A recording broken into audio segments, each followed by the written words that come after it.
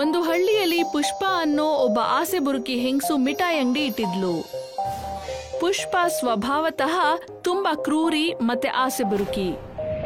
ಒಂದಿನ ಪುಷ್ಪ ಅಂಗಡಿಗೆ ಅವ್ರ ಅಂಗಡಿಯಲ್ಲಿ ರಬಡಿ ಮಾಡೋ ಅಂತ ಮೋಹನ್ ಸ್ವಲ್ಪ ನಿಧಾನವಾಗಿ ಬರ್ತಾನೆ. ಮೋಹನ್, ನೀನ್ ಈಗ ಬಂದ್ಯಾ ಅಂಗಡಿಗೆ? ತಡವಾಗಿ ಬಂದಿದ್ದಕ್ಕೆ ದಯವಿಟ್ಟು ಕ್ಷಮಿಸಿ ಪುಷ್ಪ ಅವರೇ. ನನ್ನ ಹೆಂಡತಿಗೆ ಸುಮಾರು ದಿನಗಳಿಂದ ಹುಷಾರಿಲ್ಲ.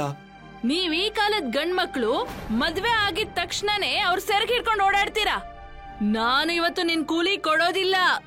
ಹಾಗ್ ಮಾತಾಡ್ಬಿಡಿ ಪುಷ್ಪ ಅವರೇ. ನಾನ್ ಇವತ್ತು ಸಂಬಳ ಜಾಸ್ತಿ ಮಾಡಿ ಅಂತ ಕೇಳೋಕೆ ಅಂತ ಬಂದೆ. ಏನ್ ಹೇಳ್ದೆ? ಅರೇ, ನಿನಗೆ ನಾಚಿಕೆ ಮಾನ ಮರ್ಯಾದೆ ಇದ್ಯೋ ಇಲ್ವೋ? ಅದು ಕೂಡ ಮಾರ್ಕೊಂಡ್ ನುಂಗಾಕ್ಬಿಟ್ಯಾ ನೀನು? ಒಂದ್ ವಿಷಯ ಸರಿಯಾಗಿ ಕೇಳಿಸ್ಕೊ ಮೋಹನ್, ನಾನ್ ನಿನ್ ಸಂಬಳದಲ್ಲಿ 1 ಪೈಸಾನೂ ಜಾಸ್ತಿ ಮಾಡೋದಿಲ್ಲ. ನೋಡಿ ಪುಷ್ಪ ಅವರೇ, ನಿಮ್ಮ ಅಂಗಡಿಯ ರಬಡಿ ದೂರ ದೂರ ತನಕ ಪ್ರಸಿದ್ಧವಾಗಿದೆ. ಮತ್ತೆ ಆ ರಬಡಿನ ನಾನೇ ತಯಾರು ಮಾಡೋದು. ಮರಿಬೇಡಿ, ಬೇರೆ ಅಂಗಡಿಯವರು ನನ್ನ ಹಿಂದೆ ಮುಂದೆ ಸುತ್ತಾ ಇರ್ತಾರೆ.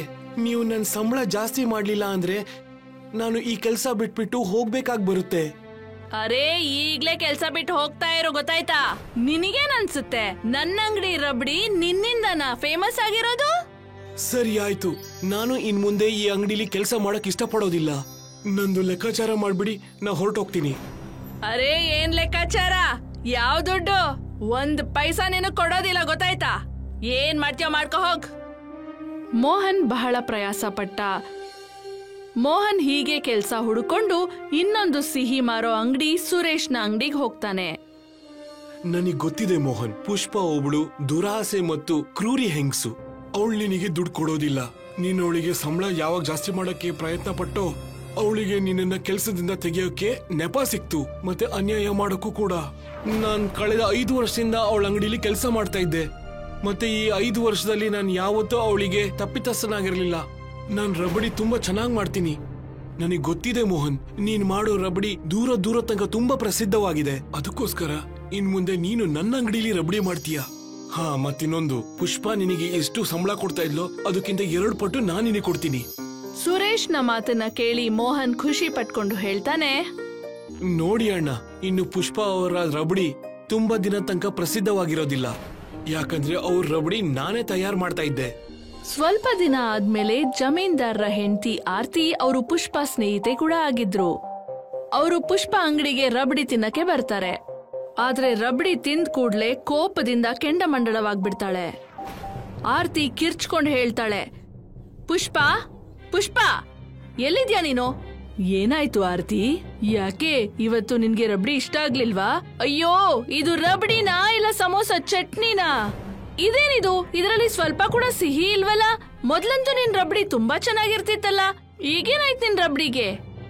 ಯೋಚನೆ ಮಾಡ್ಬೇಡ ಆರ್ತಿ, ಇವತ್ತೇನೋ ಅಪ್ಪಿ ತಪ್ಪಿ ನಮ್ಮ ಕೆಲ್ಸದವನು ಸರಿಯಾಗಿ ಮಾಡಿಲ್ಲ ಅನ್ಸುತ್ತೆ, ಅದಕ್ಕೆ ಹೀಗಾಯ್ತು. ನಾಳೆಯಿಂದ ನಿನಗೆ ನಮ್ ರಬಡಿಯಲ್ಲಿ ಯಾವುದೇ ತೊಂದರೆ ಇರೋದಿಲ್ಲ. ಪುಷ್ಪ ಹೇಳಿದನ್ನ ಕೇಳಿ ಆರ್ತಿ ಅಲ್ಲಿಂದ ಹೊರಟೋಗ್ಬಿಡ್ತಾಳೆ. ಪುಷ್ಪ ಕೆಲಸದವನು ದಿನೇಶ್ ಹೀಗೆ ಹೇಳ್ತಾನೆ, ಅರೆ, ರಬಡಿ ಅಂತೂ ಮೋಹನ್ನೇ ಚೆನ್ನಾಗ್ ಮಾಡ್ತಿದ್ದ ಪುಷ್ಪ ಅವರೇ. ನೀವು ಅವನನ್ನ ಹೊಡೆದು ಓಡಿಸ್ಬಿಟ್ರಿ. ನೀನು ನಿನ್ ಬಾಯ್ನ ಸ್ವಲ್ಪ ಮುಚ್ಚು. ರಮೇಶ್ಗೂ ಕೂಡ ಹೀಗೆ ಅನಿಸ್ತಾ ಇತ್ತು. ಸ್ವಲ್ಪ ದಿನ ಕಾದ್ಬಿಟ್ ನೋಡು, ನಮ್ಮ ಅಂಗಡಿ ಮುಂದೆ ಲೈನ್ ನಿಂತ್ಕೊಳ್ತಾರೆ. ಅರೆ, ನೀವೆಲ್ಲ ನಿನ್ನೆ ಮೊನ್ನೆ ಹುಟ್ಟಿರೋ ಮಕ್ಳು. ನಾನು ಈ ಅಂಗಡಿಲಿ ರಬಡಿ ವ್ಯಾಪಾರ ಶುರು ಮಾಡಿ 20 ವರ್ಷ ಆಯ್ತು.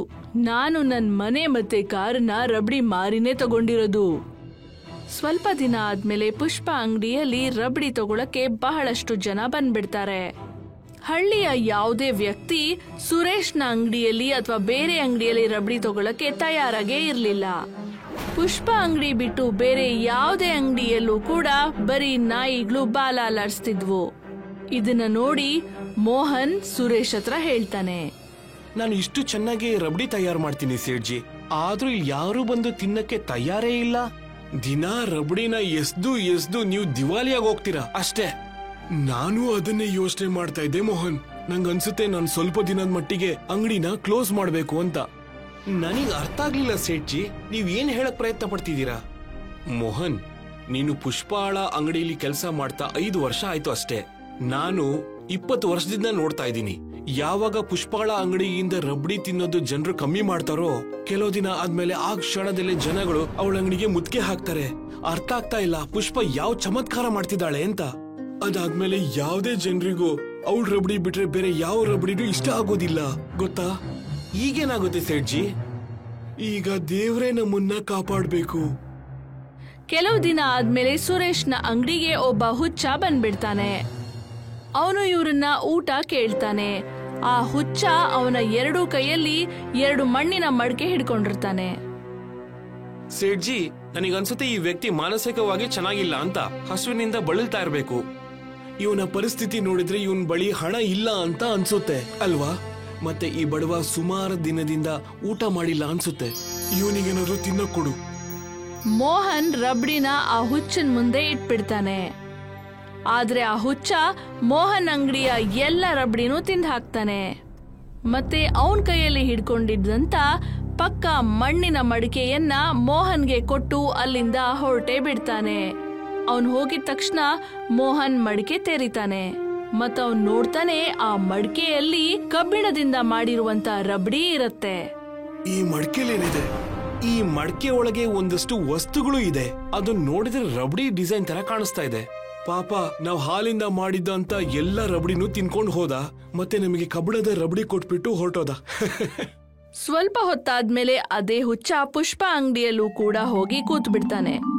ದಿನೇಶ್ ಪುಷ್ಪಗೆ ಗೊತ್ತಿಲ್ಲದೆ ಆ ಹುಚ್ಚನಿಗೆ ಸ್ವಲ್ಪ ರಬಡಿಯನ್ನ ಕೊಡ್ತಾನೆ. ರಬಡಿ ತಿಂದು ಹುಚ್ಚ ಅಲ್ಲಿಂದ ಹೋಗೋದ್ರಲ್ಲಿ ಇದ್ದ. ಅಷ್ಟ್ರಲ್ಲಿ, ಅರೆ ಎಲ್ ಹೋಗ್ತಾ ಇದ್ಯಾ? ರಬಡಿ ತಿಂದಿದ್ಯಾ ಅಂದ್ರೆ ದುಡ್ಡು ಕೊಟ್ಟು ಹೋಗು. ಹೋಗ್ಲಿ ಬಿಡಿ ಪುಷ್ಪ ಅವರೇ, ಅವನು ಹುಚ್ಚ ಇರ್ಬೇಕು. ಅರೆ ಹುಚ್ಚ ಆದ್ರೆ ಏನಾಯ್ತು?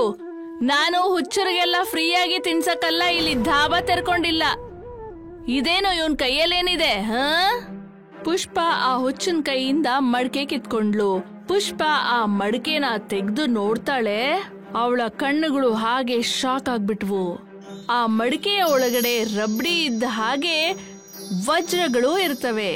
ಆದ್ರೆ ಸ್ವಲ್ಪ ಹೊತ್ತಲ್ಲೇ ಪುಷ್ಪ ರಬಡಿ ಕಬ್ಬಿಣದ್ದು ಮತ್ತೆ ಕಲ್ಲಿನದ್ದು ಆಗ್ಬಿಡತ್ತೆ. ಆದ್ರೆ ಇನ್ನೊಂದ್ ಕಡೆ ನೋಡಿದ್ರೆ ಮೋಹನ್ ಮಡಿಕೆಯಲ್ಲಿದ್ದಂತ ಕಬ್ಬಿಣದ ರಬಡಿ ಈಗ ವಜ್ರದಾಗ್ಬಿಡತ್ತೆ. ಸೇಠ್ಜಿ, ಇದಂತೂ ವಜ್ರದ ರಬಡಿ ಆಗಿದೆ. ಆ ಹುಚ್ಚ ಒಬ್ಬ ಮಾಯಾವಿ ವ್ಯಕ್ತಿ ಆಗಿರ್ಬೇಕು. ಮೋಹನ್ ಮತ್ತೆ ಸುರೇಶ್ ಇಬ್ರು ತುಂಬಾನೇ ಶ್ರೀಮಂತರಾಗ್ತಾರೆ. ಅವರಿಬ್ರು ಶ್ರೀಮಂತರಾಗಿರೋದನ್ನ ನೋಡಿ ಪುಷ್ಪ ಕೆಲಸದವನು ದಿನೇಶ್ ಹೇಳ್ತಾನೆ, ಉಚಿತವಾಗಿ ರಬಡಿ ತಿನ್ಕೊಂಡು ಹೋದ. ಮತ್ತೆ ಆ ವಜ್ರದ ರಬಡಿನ ಆ ಸುರೇಶ್ ಮತ್ತೆ ಮೋಹನ್ಗೆ ಕೊಟ್ಟ. ನನಗನ್ಸುತ್ತೆ ಆ ವಜ್ರದ ರಬಡಿ ಮೇಲೆ ನಿಮ್ಮ ಅಧಿಕಾರನೇ ಇತ್ತು ಅಂತ. ಇದನ್ನೆಲ್ಲ ಕೇಳಿ ಪುಷ್ಪ ಕೋಪದಿಂದ ಕೆಂಡಮಂಡಲವಾಗ್ತಾಳೆ.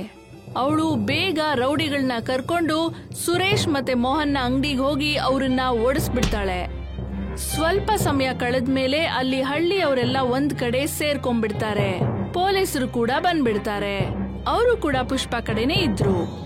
ಆ ಹುಚ್ಚ ಕೊಟ್ಟಂತ ವಜ್ರದ ರಬಡಿ ನಂದು, ಅದನ್ನ ನನಗ್ ಕೊಡಿ. ಅವನು ಮರ್ತು ಕಲ್ಲುಗಳ ರಬಡಿ ನನಗ್ ಕೊಟ್ಟ.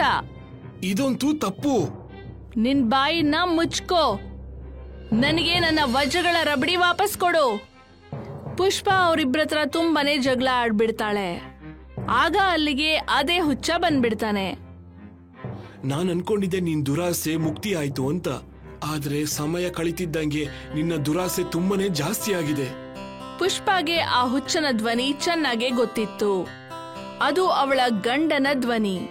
ಅವನು ವರ್ಷಗಳ ಹಿಂದೆನೆ ಕಳೆದು ಹೋಗಿರ್ತಾನೆ.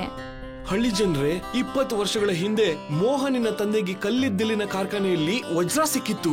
ಆ ಪಾಪದವನು ನನ್ನನ್ನ ನಮ್ಮವನು ಅಂತ ತಿಳ್ಕೊಂಡು ಒಂದು ರಾತ್ರಿಗೆ ಆ ವಜ್ರನ ನನ್ ಬಳಿ ಇಟ್ಟೋದ. ನನ್ನ ಹೆಂಡತಿ ಒಬ್ಳು ದುರಾಸೆ ಹೆಂಗಸು. 20 ವರ್ಷಗಳ ಹಿಂದೆ ನನ್ನ ಮತ್ತೆ ಮೋಹನಿನ ತಂದೆ ಅಪಘಾತದಲ್ಲಿ ತೀರ್ಕೊಂಡ್ವಿ. ಅವತ್ತಿನಿಂದ ನಾನು ಮೋಹನಿಗೆ ಈ ವಜ್ರ ಕೊಡ್ಬೇಕು ಅಂತ ಒದ್ದಾಡ್ತಾ ಇದ್ದೆ. ಆದ್ರೆ ಪುಷ್ಪಾಳಿಂದ ನಾನು ಅಸಫಲನಾದೆ. ಮತ್ತೆ ನನಗ್ ಗೊತ್ತಿತ್ತು ಪುಷ್ಪಾಳ ದುರಾಸೆನೆ ನನ್ನನ್ನ ವಾಪಸ್ ಕರ್ಕೊಂಡ್ ಬರುತ್ತೆ ಅಂತ. ಇಷ್ಟನ್ನ ಹೇಳಿ ಇದ್ದಕ್ಕಿದ್ದ ಹಾಗೆ ಹುಚ್ಚ ಮಾಯ ಆಗ್ತಾನೆ. ಪೊಲೀಸ್ ಪುಷ್ಪನ ಅರೆಸ್ಟ್ ಮಾಡ್ಬಿಡ್ತಾರೆ. ಪೊಲೀಸರು ಕೇಳಿದಕ್ಕೆ ಪುಷ್ಪ ಅವಳ ತಪ್ಪನ್ನ ಒಪ್ಕೊಂಡ್ಬಿಡ್ತಾಳೆ. ಅಷ್ಟೇ ಅಲ್ಲ, ಕೋರ್ಟ್ ಅಲ್ಲಿ ಪುಷ್ಪಗೆ ಜೀವಾವಧಿ ಶಿಕ್ಷೆ ವಿಧಿಸ್ತಾರೆ. ಸೋನ್ಪುರ್ ಊರಿನಲ್ಲಿ ಅನಿತಾ ಹೆಸರಿನ ಒಂದು ಮಹಿಳೆ ತನ್ನ ಗಂಡನ್ ಜೊತೆಗೆ ರಸ್ಮಲೈ ಅಂಗಡಿ ನಡೆಸ್ತಾ ಇದ್ರು. ಅನಿತನ ಅಂಗಡಿಯ ರಸ್ಮಲೈ ಊರಲ್ಲೆಲ್ಲ ಫೇಮಸ್ ಆಗಿತ್ತು. ಆದ್ರೆ ಅನಿತಾ ಮತ್ತು ಅವಳ ಗಂಡ ವಿಮ್ಲೇಶ್ ಇಬ್ರು ಒಂದೇ ತರ ಕ್ರೂರ ಸ್ವಭಾವದವರಾಗಿದ್ರು. ಅವರಿಬ್ರು ನಡವಳಿಕೆ ಗ್ರಾಹಕರೊಂದಿಗೆ ಚೆನ್ನಾಗಿರ್ಲಿಲ್ಲ. ಇದು ಒಂದಿನದ ವಿಷಯ. ಸೋನ್ಪುರ್ ಊರಿನಲ್ಲಿ ಅಭಿಮನ್ಯು ಹೆಸರಿನ ಒಬ್ಬ ವ್ಯಕ್ತಿ ಅನಿತನ ಅಂಗಡಿಗೆ ರಸ್ಮಲೈ ತಿನ್ನಕಂತ ಬರುತ್ತಾನೆ. ಏನ್ ವಿಷಯ ಅಭಿಮನ್ಯು, ತುಂಬಾ ದಿನದ ನಂತರ ಅಂಗಡಿಗೆ ಬಂದಿದೀಯಾ? ಇವತ್ತು ನಿಮ್ಮ ಅಂಗಡಿಯಲ್ಲಿ ಮಾಡಿರೋ ರಸ್ಮಲಾಯಿ ತಿನ್ಬೇಕು ಅಂತ ನನ್ನ ಮಗಳು ತುಂಬಾ ಆಸೆ ಪಡ್ತಾ ಇದ್ಲು. ಅದಕ್ಕೋಸ್ಕರನೇ ತುಂಬಾ ದಿನದ ಮೇಲೆ ಬಂದಿದ್ದೀನಿ. ಆದ್ರೆ ನಂಗ್ ಊರಿನ ಒಬ್ಬ ವ್ಯಕ್ತಿ ಹೇಳ್ತಾ ಇದ್ದ, ನೀನ್ ಅವನ ಅಂಗಡಿಯಿಂದ ರಸ್ಮಲಾಯಿ ತಿಂತಾ ಇದೀಯಾ ಅಂತ. ನೀವು ಯಾವ ಅಂಗಡಿ ಬಗ್ಗೆ ಮಾತಾಡ್ತಾ ಇದ್ದೀರಾ? ಅದು ಮೋಹನ್ ಚಾಚಾ ಅಂಗಡಿ ತಾನೆ. ನಾನು ಹೋಗ್ತಾ ಇರುವಾಗ ಅವರು ಒತ್ತಾಯ ಮಾಡಿ ನನ್ನನ್ನು ನಿಲ್ಸಿದ್ರು ಅಷ್ಟೇ. ಅವರಿಗೆ ಬೇಜಾರಾಗತ್ತೇನೋ ಅಂತ ಹೇಳಿ ಅಲ್ಲಿ ನಿಂತಿದ್ದೆ ಅಷ್ಟೇ. ನಿನಗೇನ್ ಅನ್ಸುತ್ತೆ ಅಭಿಮನ್ಯು, ನಾನ್ ನಿನ್ಗೆ ದಡ್ಡಿ ತರ ಕಾಣಿಸ್ತೀನಾ? ನಿನಗ್ಯಾಕ್ ನೇರವಾಗಿ ಹೇಳಕ್ಕಾಗಲ್ಲ? ಹಿಂದಿನ ಸಲ ನೀನ್ 50 ರೂಪಾಯಿ ಸಾಲ ಇಟ್ಟು ಅಂಗಡಿಯಿಂದ ಹೋಗಿದ್ದೆ ಅಂತ. ಅದಾದ್ಮೇಲೆ ನೀನ್ ಈ ಕಡೆ ಬಂದೇ ಇಲ್ಲ. ಇವತ್ತು ಕೂಡ ನೀನ್ ನನ್ನ ನೋಡ್ದೇನೆ ಹೋಗ್ಬೇಕಂತ ಪ್ರಯತ್ನ ಪಟ್ಟಿದ್ದೆ ಅಲ್ವಾ? 50 ರೂಪಾಯಿ ಕೊಡದೆ ಹೋಗ್ಬಹುದು ಅಂತ ಅನ್ಕೊಂಡಿದ್ದೆ. ಅನಿತನ ಮಾತುಗಳನ್ನು ಕೇಳಿ ಅಕ್ಕಪಕ್ಕದ ಗ್ರಾಹಕರೆಲ್ಲ ಅಭಿಮನ್ಯುನ ನೋಡ್ತಾ ಇದ್ರು. ನೋಡಿ ಅನಿತಾ ಅವರೇ, ನಾನು ನಿಮ್ಮನ್ನ ನಿಮ್ಮ ಪತಿಯನ್ನ ತುಂಬಾ ಗೌರವಿಸ್ತೀನಿ. ಆದ್ರೆ ದಯವಿಟ್ಟು ನೀವು ಅರ್ಥ ಮಾಡ್ಕೊಳ್ಳಿ, ಇಷ್ಟು ಜನರ ಎದುರುಗಡೆ ನನಗೆ ಅವಮಾನ ಮಾಡೋದು ಸರಿ ಕಾಣಿಸ್ತಾ ಇಲ್ಲ. ಹೌದು, ನಾನು ಬಡವನೇ ಇರಬಹುದು, ಆದ್ರೆ ನಿಮ್ಮ 50 ರೂಪಾಯಿನ ಕೊಡದೇ ಇರುವಷ್ಟು ಕಡು ಬಡತನ ನನಗೇನು ಬಂದಿಲ್ಲ. ಅನಿತನ ಗಂಡ ವಿಮ್ಲೇಶ್ ಕ್ರೋಧಗೊಂಡು ಹೇಳುತ್ತಾನೆ, ನಿನಗೆ ಎಷ್ಟೆಲ್ಲ ಹೇಳಿದೀನಿ ನಾನು, ಇಂಥ ಬಡವರನ್ನ ಅಂಗಡಿ ಒಳಗಡೆ ಬಿಟ್ಕೋಬೇಡ ಅಂತ. ಹಣ ಕೊಡೋದ್ರ ಬದಲು ಇವ್ನು ನಮಗೆ ಎದುರುತ್ರ ಕೊಡ್ತಾ ಇದ್ದಾನೆ. ಇದು ಸರಿ ಇಲ್ಲ ವಿಮಲೇಶ್ ಅಂಕಲ್. ನಾನ್ ನಿಮಗೆ ಎದುರುತ್ರ ಕೊಡ್ತಾ ಇಲ್ಲ, ಸಾಲವನ್ನ ವಾಪಸ್ ಕೊಡೋದಿಲ್ಲ ಅಂತಾನೂ ಹೇಳ್ತಾ ಇಲ್ಲ. ನಾನ್ ಹೇಳೋಕ್ ಬಂದಿದ್ದು ಇಷ್ಟೇನೆ, ಇಷ್ಟು ಜನರ ಎದುರುಗಡೆ ನನ್ನನ್ನು ಅವಮಾನ ಮಾಡೋದು ಸರಿಯಲ್ಲ ಅಂತ ಅಷ್ಟೇ. ಮೊದಲು ಗೌರವ ಸಂಪಾದನೆ ಮಾಡು. ಇಡೀ ಹಳ್ಳಿಗೆ ಗೊತ್ತು ನೀನೊಬ್ಬ ಭಿಕಾರಿ ಅಂತ. ತಿಂಗಳಲ್ಲಿ ನಿನಗೆ 15 ದಿನ ಕೆಲಸ ಸಿಗತ್ತಷ್ಟೇ. ಅಲ್ಲಿ ತನಕ ನಿನ್ ಮನೆ ನಡೆಯತ್ತಷ್ಟೇ. ಮರ್ಯಾದೆಯಿಂದ 50 ರೂಪಾಯಿ ಕೊಟ್ಬಿಟ್ಟು ಇಲ್ಲಿಂದ ಹೊರಡ್ತಾ ಇರೋ. ಅಭಿಮನ್ಯು ತನ್ನ ಜೇಬಿನೊಳಗಡೆ ಕೈ ಹಾಕ್ತ. ಆದ್ರೆ ಸ್ವಲ್ಪನ ಹೊತ್ತಿನಲ್ಲಿ ಅಭಿಮನ್ಯುಗೆ ಭಯದಿಂದ ಹಣೆಯಿಂದ ಬೆವ್ರು ಬರಲು ಶುರುವಾಯ್ತು. ನೋಡಿದ್ರ ನೀವೆಲ್ರು, ಇವನ್ ಹತ್ರ 1 ರೂಪಾಯಿ ಕೂಡ ದುಡ್ಡಿಲ್ಲ. ಆದ್ರೂ ಇವನು ಮಾನ ಮರ್ಯಾದೆ ಬಗ್ಗೆ ಎಲ್ಲ ಮಾತಾಡ್ತಾನೆ. ಮತ್ತೆ ಊರಿನ ಎಲ್ಲ ಜನರು ಹೇಳ್ತಾರೆ ನಮ್ಮ ನಡವಳಿಕೆನೆ ಸರಿ ಇಲ್ಲ ಅಂತ. ದಯವಿಟ್ಟು ನನ್ನ ನಂಬಿ. ನನಗ್ ಚೆನ್ನಾಗಿ ನೆನಪಿದೆ, ನಾನ್ ನನ್ನ ಜೇಬಲ್ಲಿ 100 ರೂಪಾಯಿ ಇಟ್ಟಿದ್ದೆ. ಮತ್ತೆ ಇಲ್ಲಿಗೆ ಬಂದು 50 ರೂಪಾಯಿಗೆ 2 ರಸ್ಮಲಾಯಿ ತೆಕ್ಕೊಂಡು ಮಿಕ್ಕಿದ 50 ರೂಪಾಯಿಯಲ್ಲಿ ಸಾಲವನ್ನು ವಾಪಸ್ ಕೊಡಬೇಕು ಅನ್ಕೊಂಡಿದ್ದೆ. ಅಯ್ಯೋ, ವಿಷಯ ಆತರ ಇದ್ರೆ ದುಡ್ಡು ಎಲ್ಲಿ ಹೋಯ್ತು? ನಿಜ ಏನಂದ್ರೆ ನೀನ್ ಸುಳ್ಳು ಹೇಳ್ತಿದ್ಯಾ. ನಿನ್ ಹತ್ರ 1 ರೂಪಾಯಿ ಕೂಡ ಹಣ ಇರ್ಲಿಲ್ಲ. ನನಗನ್ಸತ್ತೆ ಅವನತ್ರ ಹಣ ಇದೆ ಅನಿತಾ, ಆದ್ರೆ ಅವನಿಗೆ ಅದನ್ನ ಕೊಡೋದಿಕ್ಕೆ ಇಷ್ಟ ಇಲ್ಲ ಅಷ್ಟೇ. ಅಥವಾ ಅವನು ಮತ್ತೆ ನಮ್ಮಿಬ್ಬರನ್ನ ಮೂರ್ಖರನ್ನಾಗಿ ಮಾಡಿ ಇಲ್ಲಿಂದ ವಾಪಸ್ ಹೋಗ್ಬೇಕು ಅನ್ಕೊಂಡಿದ್ದಾನೆ. ಆತರ ಇಲ್ಲ ವಿಮಲೇಶ್ ಅಂಕಲ್, ನನ್ನ ಬಗ್ಗೆ ನಿಮ್ಗೆ ಗೊತ್ತಿದೆ. ನಾನು ಇದೇ ಹಳ್ಳಿಲೇ ಇರೋದಲ್ವಾ. ನಿನ್ ಬಗ್ಗೆ ಚೆನ್ನಾಗಿ ಗೊತ್ತಿರೋದಕ್ಕೆ ಈ ತರ ಹೇಳ್ತಾ ಇರೋದು. ನನಗ್ ತುಂಬಾ ಚೆನ್ನಾಗಿ ಗೊತ್ತಿದೆ, ನಿನ್ನಂತ ಕಡು ಬಡವರು ಬೇರೆಯವ್ರ ಅಂಗಡಿಯಿಂದ ಸಾಲ ತೆಕ್ಕೊಂಡು ಹೇಗೆ ತಲೆ ಮರೆಸ್ಕೊಂಡು ಓಡಾಡ್ತಾ ಇರ್ತಾರೆ ಅಂತ. ಆದ್ರೆ ಈ ಸಮಸ್ಯೆಗೆ ನನ್ನ ಹತ್ರ ಒಂದು ಉಪಾಯ ಇದೆ. ನಾನೇ ನಿನ್ ಜೇಬನ್ನ ಇವಾಗ್ಲೇ ಬಂದು ಚೆಕ್ ಮಾಡ್ತೀನಿ.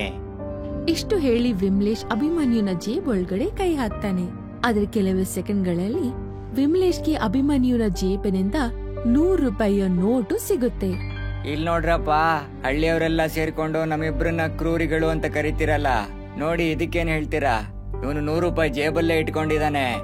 ನೋಡಿದ್ರಲ್ಲ, 1 ರೂಪಾಯಿ ಇಲ್ಲ ಅಂತ ನಮ್ಮೆಲ್ಲರ ಎದುರುಗಡೆ ಹೇಗ್ ನಾಟಕ ಆಡ್ತಾ ಇದ್ದ. ಅಯ್ಯೋ, ದಯವಿಟ್ಟು ನನ್ನ ನಂಬಿ. ನಾನು ಜೇಬಿಗೆ ಕೈ ಹಾಕಿದಾಗ ನನಗೆ ಹಣ ಸಿಗ್ಲಿಲ್ಲ. ಸಾಕು ಸಾಕು, ಜಾಸ್ತಿ ಆಯ್ತು. ಇನ್ಮೇಲಿಂದ ಯಾವತ್ತೂ ನಮ್ಮ ಅಂಗಡಿ ಕಡೆಗೆ ಬರಬೇಡ. ಇಷ್ಟು ಹೇಳಿ ವಿಮ್ಲೇಶ್ ಮತ್ತು ಅನಿತಾ ಅಭಿಮನ್ಯುಗೆ ತುಂಬಾನೇ ಅವಮಾನ ಮಾಡಿ ಅವನ್ ಕತ್ತಿನ ಹಿಡಿದು ಅವನ ಅಂಗಡಿಯಿಂದ ಓಡಿಸ್ಬಿಟ್ರು. ಅಭಿಮನ್ಯು ತುಂಬಾನೇ ಬೇಸರಗೊಂಡು ಅವನ್ ಮನೆಗೆ ಬರ್ತಾನೆ. ಆದ್ರೆ ಅವನ್ ಮಗಳು ಕಜ್ರಿ ಅವಳ ತಂದೆನ ಕಾಯ್ತಾ ಇದ್ಲು.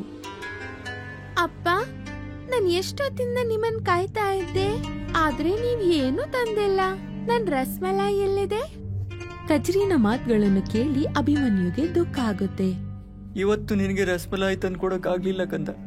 ಕಜ್ರಿ ಅಳ್ತಾ ಅಲ್ಲಿಂದ ಹೊರಟೋಗ್ತಾಳೆ. ಅಭಿಮನ್ಯು ತುಂಬಾನೇ ದುಃಖ ಪಡ್ತಾ ಅವನ್ ಮಗಳನ್ನ ನೋಡ್ತಾನೆ. ಆಗ ಅವನ್ ಹೆಂಡತಿ ರಾಧಿಕಾ ಅಲ್ಲಿಗೆ ಬರ್ತಾಳೆ. ಕಜ್ರಿ ತುಂಬಾನೇ ಹೊತ್ತಿಂದ ನಿಮ್ಮನ್ ಕಾಯ್ತಾ ಇದ್ಲು. ನೀವಂತೂ ಅವಳಿಗೆ ತುಂಬಾನೇ ಬೇಜಾರು ಮಾಡಿದ್ರಿ. ತನ್ನ ಹೆಂಡತಿಯ ಮಾತುಗಳನ್ನು ಕೇಳಿ ಅಭಿಮನ್ಯುಗೆ ತುಂಬಾನೇ ಬೇಜಾರಾಗುತ್ತೆ. ರೀ, ಏನಾಯ್ತು? ನೀವ್ ಯಾಕೆ ಅಳ್ತಾ ಇದ್ದೀರಾ? ಎಲ್ಲ ಸರಿಯಾಗಿದೆ ಅಲ್ವಾ? ನೀವು ಹೊರಗಡೆ ಯಾರ ಹತ್ರ ಆದ್ರೂ ಜಗಳ ಮಾಡಿದ್ರೆ ಏನು ಹೇಳಿ? ಅಭಿಮನ್ಯು ಒಂದೇ ಉಸಿರಿನಲ್ಲಿ ನಟ್ಟಿದ್ದೆಲ್ಲ ವಿಷಯಗಳನ್ನು ರಾಧಿಕಾಗೆ ಹೇಳುತ್ತಾನೆ. ಇದ್ರಲ್ಲಿ ನಿಮ್ದು ಯಾವುದೇ ತಪ್ಪಿಲ್ಲ. ಆ ಇಬ್ರು ಗಂಡ ಹೆಂಡತಿ ಸ್ವಭಾವ ಯಾರು ಗೊತ್ತಿಲ್ಲ ಹೇಳಿ? ಮತ್ತೆ ನಾನ್ ನಿಮ್ಗೆ ಮೊದ್ಲೇ ಬೇಡ ಅಂತ ಹೇಳಿದ್ದೆ. ಅವ್ರ ಅಂಗಡಿಗೆ ಹೋಗಿ ರಸ್ಮಲಾಯಿನ ಯಾಕೆ ತಿನ್ಬೇಕಿತ್ತು ಹೇಳಿ? ಅವ್ರ ಅಂಗಡಿಯಲ್ಲೇ ರಸ್ಮಲಾಯಿ ತೆಕ್ಕೋಬೇಕು ಅಂತ ನನಗೇನು ಆಸೆ ಇರಲಿಲ್ಲ. ಆದ್ರೆ ಮಗಳು ಕಜ್ರಿಗೆ ಅನಿತಾ ಆಂಟಿ ರಸ್ಮಲಾಯಿ ಅಂತ ಹೇಳಿದ್ರೆ ತುಂಬಾ ಇಷ್ಟ. ಅದಕ್ಕೆ ಯಾವಾಗ್ಲೂ ಅಲ್ಲಿಂದಾನೇ ತರ್ತಾ ಇದ್ದೆ ಅಷ್ಟೇ. ಆದ್ರೆ ಅವರಿಬ್ರು ಇವತ್ತು ನನಗೆ ತುಂಬಾ ಅವಮಾನ ಮಾಡಿಬಿಟ್ರು. ಸರಿ ಆಯ್ತು ಬಿಡಿ, ಆ ಎಲ್ಲ ವಿಷಯಗಳನ್ನ ಮರೆತು ಬಿಡಿ. ನಾವು ಬಡತನದಲ್ಲಿರೋರು, ಅವ್ರನ್ನ ಎದುರು ಹಾಕಕ್ಕಾಗಲ್ಲ. ಅವ್ರ ಆಡಿರೋ ಮಾತುಗಳನ್ನ ಮರೆತು ಬಿಡಿ. ನೀವ್ ಕೂತ್ಕೊಳ್ಳಿ, ನಾನು ಹೋಗಿ ನಿಮ್ಗೋಸ್ಕರ ಊಟ ತರ್ತೀನಿ. ಅಭಿಮನ್ಯು ಆ ರಾತ್ರಿ ಊಟ ಮಾಡಿರ್ಲಿಲ್ಲ. ಮರುದಿನ ಅಭಿಮನ್ಯು ಕೆಲ್ಸಕ್ಕೆ ಹೋದಾಗ ಊರಿನ ಮುಖ್ಯಸ್ಥ ಅವ್ರ ಹತ್ರ ಅಭಿಮನ್ಯು ಈಗ ಕೆಲ್ಸ ಮಾಡ್ತಾ ಇದ್ದ. ಅವರು ತಮಾಷೆ ಮಾಡುತ್ತಾ ಅಭಿಮನ್ಯುಗೆ ಹೇಳ್ತಾರೆ, ಅಭಿಮನ್ಯು, ನಿನ್ನಿಂದ ನಾನು ಇದನ್ನ ನಿರೀಕ್ಷೆ ಮಾಡಿರ್ಲಿಲ್ಲ. ನಾನು ನಿನ್ನನ್ನ ತುಂಬಾ ಒಳ್ಳೆ ವ್ಯಕ್ತಿ ಅಂತ ಅಂದ್ಕೊಂಡಿದ್ದೆ. ಆದ್ರೆ ನೀನು ಒಬ್ಬ ಕಳ್ಳ ಅಂತ ನನಗೆ ಗೊತ್ತಿರ್ಲಿಲ್ಲ. ಇದೇನು ಅಂತ ಮಾತಾಡ್ತಾ ಇದ್ದೀರಾ? ಅಂತದ್ ನಾನೇನ್ ಮಾಡ್ದೆ? ಅಯ್ಯೋ, ನೆನ್ನೆ ವಿಷಯ ಯಾರಿಗಪ್ಪ ಗೊತ್ತಿಲ್ಲ.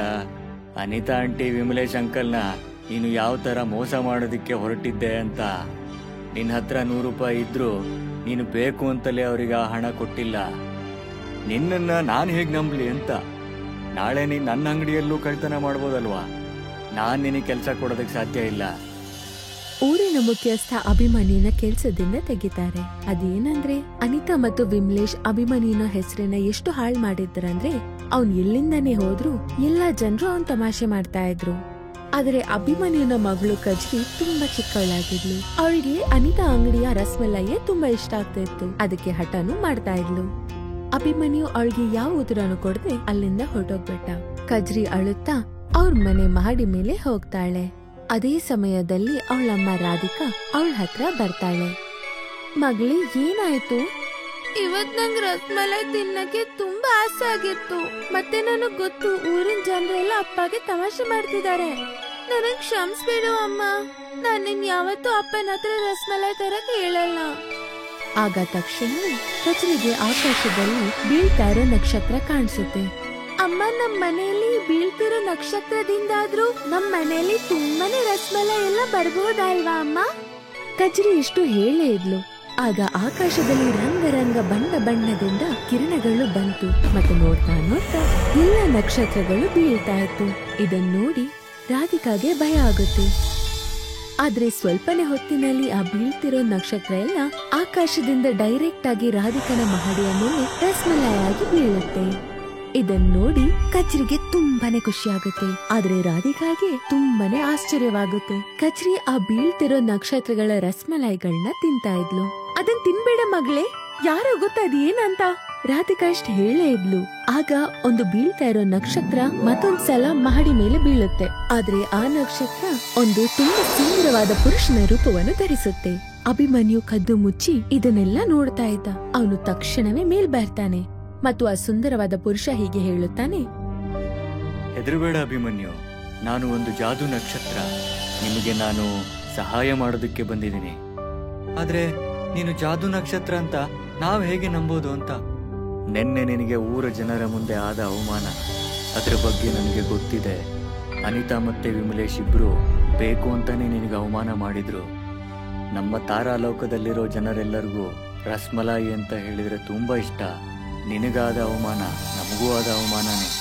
ಇವತ್ತಿನಿಂದ ಭೂಮಿಯ ಮೇಲೆ ತಾರೆಗಳು ಮಾಡಿರೋ ರಸಮಲಾಯಿ ಮಾರಾಟ ಆಗತ್ತೆ. ನೀನು ಅದನ್ನ ಮಾರಾಟ ಮಾಡ್ತೀಯ. ಇದು ನನ್ನ ಆದೇಶ. ಇಷ್ಟು ಹೇಳಿ ಆ ಪುರುಷ ಅಲ್ಲಿಂದ ಮಾಯವಾಗ್ತಾನೆ ಮತ್ತು ತುಂಬಾ ನಕ್ಷತ್ರಗಳು ಅಭಿಮನ್ಯು ಮಹಡಿ ಮೇಲೆ ಬೀಳುತ್ತೆ. ಮತ್ತು ನೋಡ್ತಾ ನೋಡ್ತಾ ಅಭಿಮನ್ಯುನ ಮಹಡಿ ತುಂಬಾ ರಸಮಲೈಗಳಿಂದ ತುಂಬಿರುತ್ತೆ. ಮರುದಿನ ಅಭಿಮನ್ಯು ಅವನ್ ಮನೆ ಮುಂದ್ಗಡೆ ಅದೇ ರಸಮಲೈಗಳನ್ನ ಮಾರಕಂತ ಶುರು ಮಾಡ್ತಾನೆ. ಅಭಿಮನ್ಯು ಮನೆಯಲ್ಲಿ ತುಂಬಾ ಜನರು ಬಂದು ಅಭಿಮನ್ಯುಗೆ ಹೇಳುತ್ತಾರೆ, ಇದು ಏನಪ್ಪ, ಇದು ರಸಮಲಾಯಿ. ಸರಿ, ನನಗೂ ಒಂದು ಕೊಡಪ್ಪ. ಆ ಗ್ರಾಹಕ ರಸಮಲೈನ ತಿಂದ ತಕ್ಷಣವೇ ಆ ರಸಮಲೈನ ತಿನ್ನುತ್ತಾ ಅವನ್ಗೆ ಮಾತುಗಳೇ ಮರ್ತ್ ಬಿಡುತ್ತೆ. ನಾನು ಎಲ್ಲ ಕಡೆ ರಸಮಲಾಯಿನೂ ತಿಂದಿದ್ದೀನಿ. ಇಷ್ಟು ರುಚಿಯಾದ ರಸಮಲಾಯಿನ ನನ್ನ ಜೀವನದಲ್ಲೇ ನಾನು ತಿಂದಿಲ್ಲ. ಸ್ವಲ್ಪನೇ ದಿನಗಳಲ್ಲಿ ಅಭಿಮನ್ಯುನ ಮನೆ ಹತ್ರ ತುಂಬಾನೇ ಗ್ರಾಹಕರು ಬಂದು ರಸಮಲಾಯಿನ ತಿನ್ನಕ್ಕಂತ ಶುರು ಮಾಡ್ತಾರೆ. ತುಂಬಾನೇ ಮಾರಾಟ ಆಗುತ್ತೆ. ಅಭಿಮನ್ಯು ಕೆಲವೇ ತಿಂಗಳಲ್ಲಿ ಮಾರುಕಟ್ಟೆಯಲ್ಲಿದ್ದ ದೊಡ್ಡ ಅಂಗಡಿಯನ್ನು ಖರೀದಿಸಿ ಆ ರಸಮಲಾಯಿಗಳನ್ನ ಮಾರುತ್ತಿದ್ದ. ಮತ್ತೆ ಈ ಮಾತು ವಿಮ್ಲೇಶ್ ಮತ್ತು ಅನಿತಾಗೆ ಸ್ವಲ್ಪನೂ ಇಷ್ಟ ಆಗಿರ್ಲಿಲ್ಲ. ನನಗ್ ಒಂದು ಅರ್ಥ ಆಗ್ತಾ ಇಲ್ಲ ಅನಿತಾ, ಅಭಿಮನ್ಯುಗೆ ಇಷ್ಟು ಹಣ ಎಲ್ಲಿಂದ ಸಿಕ್ತು ಅಂತ. ಇದೇ ವಿಷಯಕ್ಕೆ ನನ್ಗೂ ತಲೆ ಹಾಳಾಗ್ತಿದೆ. ನಾವು ಅವನಿಗೆ ಅವಮಾನ ಮಾಡಿದ್ದೆ ತಪ್ಪಾಗೋಯ್ತಾ ಅಂತ. ನಾವೇನು ಊರಿನ ಜನರನ್ನ ಮೊದಲನೇ ಸಲ ಅವಮಾನ ಮಾಡ್ತಾ ಇರೋದಾ ಹೇಳಿ? ನಾವಿಬ್ರು ಸಹ ಅವನ ಮೇಲೆ ಕಣ್ಣಿಡ್ಬೇಕು. ನನಗೆ ಊರಲ್ಲಿರೋರಿಂದ ಗೊತ್ತಾಯ್ತು, ರಾತ್ರಿ ಅಭಿಮನ್ಯು ಮನೆ ಮಾಡಿ ಮೇಲೆ ತಾರೆಗಳೆಲ್ಲ ಏಕಾಏಕಿ ಹೊಳೆಯೋಕೆ ಶುರು ಮಾಡುತ್ತಂತೆ. ನನಗನ್ಸತ್ತೆ ಅದ್ರಿಂದನೇ ಈ ಕೆಲ್ಸಗಳೆಲ್ಲ ಆಗ್ತಾ ಇರೋದು. ನೀವೊಂದು ಸರಿಯಾಗಿ ಹೇಳ್ತಾ ಇದ್ದೀರಾ ರೀ. ಆ ರಾತ್ರಿಯಿಂದ ಅನಿತಾ ಮತ್ತು ವಿಮ್ಲೇಶ್ ಕದ್ದು ಮುಚ್ಚಿ ಅಭಿಮನ್ಯುನ ಮೇಲೆ ಕಣ್ಣಿಡ್ತಾ ಇದ್ರು. ಅವ್ರು ನೋಡ್ತಾರೆ, ಆಕಾಶದಿಂದ ಬೀಳ್ತಿರೋ ನಕ್ಷತ್ರ ಎಲ್ಲ ಅಭಿಮನ್ಯುನ ಮಹಡಿಯ ಮೇಲೆ ರಸಮಲಾಯಾಗಿ ಬೀಳ್ತಾ ಇರುತ್ತೆ ಅಂತ. ಅದನ್ನ ನೋಡಿ ಅವರಿಬ್ರಿಗೂ ಆಶ್ಚರ್ಯವಾಗುತ್ತೆ. ಈ ತರ ಆದ್ರೆ ಅಭಿಮನ್ಯುಗೆ ರಸಮಲಾಯಿ ಖರೀದಿ ಮಾಡೋ ಅವಶ್ಯಕತೆನೇ ಇಲ್ಲ. ನೀವ್ ಯಾಕೆ ಚಿಂತೆ ಮಾಡ್ತೀರಾ? ನಾನೇನಲ್ಲಿ ಬರೀ ಕೈಯಲ್ಲಿ ಬಂದಿಲ್ಲ, ನಾನ್ ನನ್ನ ಹತ್ರ ಏನೋ ತಂದಿದ್ದೀನಿ. ಇಷ್ಟು ಹೇಳಿ ಅನಿತಾ ಮತ್ತು ವಿಮ್ಲೇಶ್ ಅಭಿಮನ್ಯುನ ಮನೆಗೆ ಪೆಟ್ರೋಲ್ ಅನ್ನು ಸುರಿತಾರೆ. ಆದ್ರೆ ಅವರಿಬ್ರು ಹೇಗೆ ಅನ್ಕೊಂಡ್ರು ಅವ್ರ ಮನೆಗೆ ಬೆಂಕಿ ಹಾಕ್ಬೇಕು ಅಂತ ಅದೇ ಕ್ಷಣದಲ್ಲಿ ಅಭಿಮನ್ಯು ಬರ್ತಾನೆ. ನೀವಿಬ್ರು ನನ್ನ ಮನೇಲಿ ಏನ್ ಮಾಡ್ತಾ ಇದ್ದೀರಾ? ಅಭಿಮನ್ಯುನ ನೋಡಿ ವಿಮ್ಲೇಶ್ಗೆ ತುಂಬಾನೇ ಭಯ ಆಗುತ್ತೆ. ಆದ್ರೆ ಅನಿತಾ ನಾಚಿಕೆ ಮಾನ ಮರ್ಯಾದೆ ಇಲ್ದೆ ಅಭಿಮನ್ಯುಗೆ ಹೇಳ್ತಾಳೆ, ನಿನಗ್ ಕಣ್ ಕಾಣಿಸಲ್ವಾ? ನಾನ್ ನಿಮ್ ಮನೆಗೆ ಪೆಟ್ರೋಲ್ ಹಾಕ್ತಿದ್ದೆ. ಏನು? ನಾವು ನಿಮ್ಗೇನ್ ಮೋಸ ಮಾಡಿದೀವಿ? ನಿನ್ನಿಂದ ನಮ್ ರಸಮಲಾಯಿ ಬಿಸ್ನೆಸ್ ಕಡಿಮೆ ಆಗಿದೆ ಗೊತ್ತಾ? ಈಗ ನನ್ಗೆ ಎಲ್ಲಾ ವಿಷಯನೂ ನೇರವಾಗಿ ಹೇಳು, ಗೊತ್ತಾಯ್ತಾ? ನಿನ್ ಮನೆ ಮಹಡಿಯ ಮೇಲೆ ಮುರಿದೋಗಿರೋ ನಕ್ಷತ್ರಗಳು ಹೇಗ್ ಬೀಳುತ್ತೆ ಅಂತ, ಮತ್ತು ಅದರಿಂದ ರಸಮಲಾಯಿ ಹೇಗಾಗುತ್ತೆ? ಇಲ್ಲ, ಅದನ್ನೆಲ್ಲ ನಿನಗೆ ಹೇಳೋದಕ್ಕಾಗೋದಿಲ್ಲ. ಆಗ ರಾಧಿಕಾ ಮತ್ತು ಕಜ್ರಿ ಅಲ್ಲಿಗೆ ಬರ್ತಾರೆ. ಅಭಿಮನ್ಯು, ಇವ್ರಿಬ್ರು ಇಲ್ಲಿ ಏನ್ ಮಾಡ್ತಿದ್ದಾರೆ? ಇವರಿಬ್ರು ನಮ್ ಮನೆಗೆ ಬೆಂಕಿ ಹಚ್ಚೋದಕ್ಕೆ ಪ್ರಯತ್ನ ಪಡ್ತಾ ಇದ್ರು. ನಿಮ್ಮಿಬ್ರಿಗೂ ನಾಚಿಕೆ ಆಗಲ್ವಾ ಈ ರೀತಿ ಕೆಟ್ಟ ಕೆಲಸ ಮಾಡಕ್ಕೆ? ಈಗ ನೀವಿಬ್ರು ತುಂಬಾ ನಾಚಿಕೆ ಇರೋ ಹಾಗೆ ಮಾತಾಡ್ತಿದ್ದೀರಲ್ವಾ? ನನ್ನ ಹತ್ರನೇ ಪ್ರಶ್ನೆ ಕೇಳ್ತೀಯಲ್ವಾ?